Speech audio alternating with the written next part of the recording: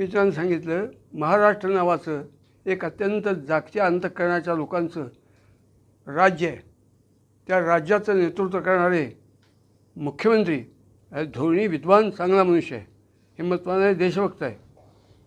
ते काही निर्णय घेतील तोच निर्णय आमचा असणार. कुटुंब प्रमुखाचा निर्णय हा कुटुंबातल्या घटकांनी मानायचा असतो. आता उद्धवराव ठाकरे हिंदुत्वाचे अभिमानी, त्यांचे वडील ते इतके थोर होते की गेल्या 150-200 वर्षात अशा प्रकारची व्यक्ती हिंदू समाजाला एकत्र आणणारी झालेली नाही आहे कुणी.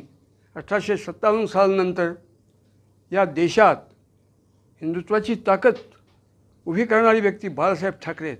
त्यांचे पुत्र आहेत. त्यांचंसुद्धा मत ते बोलत नाही आहेत, त्यांनी बोललं पाहिजे. म्हणून मी त्याला म्हणलो, अरे उद्धवराव, की एकनाथराव बोलतील कल्पित असतील, तेच आपलं मत, दुसरं काय मत असणार आहे आपलं? असणार नाही. कुटुंब प्रमुखाचं मत ते आपलं मत. कुठल्या मुद्द्यावर बोलत नाही उद्धव ठाकरे? कुठल्या मुद्द्यावर बोलत नाहीत असं तुम्हाला वाटतं? ते सगळ्याच मुद्द्यावरती बोलतात. तुम्हीच एकदा कधीतरी जाऊन सगळेजण भाडे खर्च देतो त्यांना बांगलादेशबद्दल काय मत आहे ती विचारा. म्हणजे अगदी म्हणजे खळ काय ते कळेल. फक्त त्याला याच विषयावर